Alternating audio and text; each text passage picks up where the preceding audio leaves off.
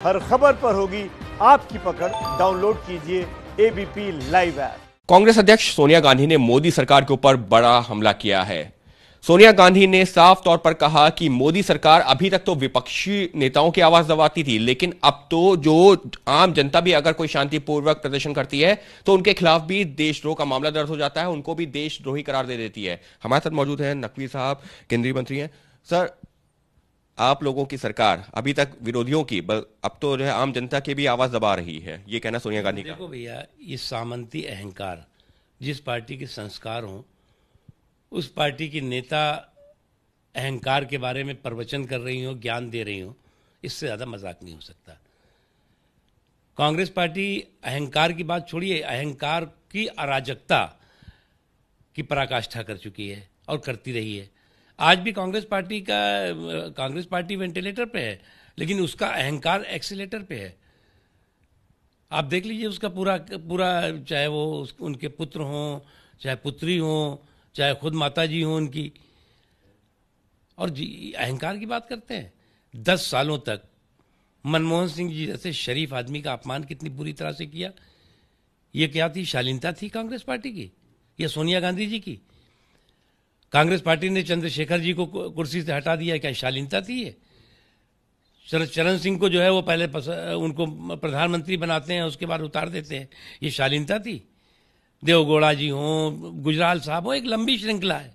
या तो सत्ता में हम रहेंगे, अगर कोई और रहेगा तो उसके खिलाफ दुष्प्रचार करेंगे, उसका हंगामा करेंगे। अब ये दाल जो है वो मोदी जी के सामने गल नहीं रही है। लेकिन सर, सोनिया गांधी ने कहा है कि पहले तो राजनीतिक दलों के खिलाफ जो है विपक्षी पार्टियों की आवाज नहीं सुनना चाहते थे, अब तो जेएनयू का उन्होंने जिक्र किया, उन्होंने शाहीन बाग का जिक्र किया है कि यहां पर जब आम जनता जो है अगर कोई बात करती है तो उनके खिलाफ देशद्रोह का मामला दर्ज हो जाता है। इतना ही नहीं, उन्होंने जो है सीए और एनआरसी का जिक्र करते हुए हाथरस तक का भी जिक्र किया है। कि ये बताएं सोनिया गांधी जी, भारत तेरे टुकड़े होंगे की समर्थक हैं क्या वो? क्या भारत को जो है वो तोड़ने वालों के पक्ष में है क्या? क्या जो लोग भारत के खिलाफ षड्यंत्र और साजिशें कर रहे हैं उसके साथ हैं क्या? जिस तरह उनके पुत्र जो है एक इस तरह के आतंकवादी संगठन के लोगों के साथ केरला में मिलने चले जाते हैं।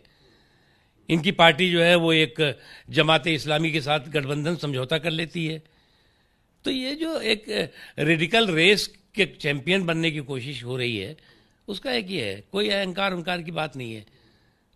सही, सबके बीच में सरकारी एजेंसियों का गलत इस्तेमाल।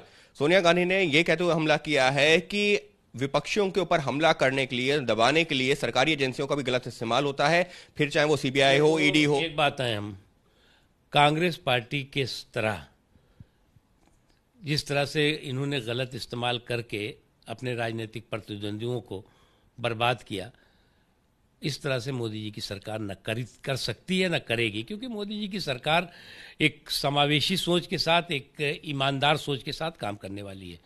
और अगर जिस तरह से कांग्रेस पार्टी ने एजेंसियों का दुरुपयोग किया था, तो आज ये लोग जो लोग इतना बोल रहे हैं, ये बाहर रह करके चिल्लाते क्या? पानी पी पी के मोदी जी को कोसते क्या? आज ये कहाँ होते पता आपको है अच्छी तरह। इसलिए इस तरह की बेहुदा बातें, इस तरह की बकवास की बातें, बेसुरी बातें बंद करें और कुछ अपनी पार्टी के बारे में भी सोचें। यानी साफ तौर पर केंद्रीय मंत्री मुख्तार अब्बास नकवी का यही कहना है कि सोनिया गांधी ने मोदी सरकार के ऊपर जो गंभीर आरोप लगाए हैं वो पूरी तरह से बेबुनियाद हैं। और रही बात जो है जनता की आवाज दबाने की, तो ऐसा बिल्कुल नहीं है। हाँ, अगर कोई जो है इस तरीके की हरकतों में शामिल होगा तो उसके खिलाफ कानून कार्रवाई करेगी, और वही हो भी रहा है। लिहाजा सोनिया गांधी ने जितने भी आरोप लगाए हैं वो पूरी तरह बेबुनियाद हैं, ये कहना है केंद्रीय मंत्री मुख्तार अब्बास नकवी का। कैमरा पर्सन राजेश पांडे के साथ अंकित गुप्ता, एबीपी न्यूज, दिल्ली। एबीपी न्यूज आपको रखे आगे।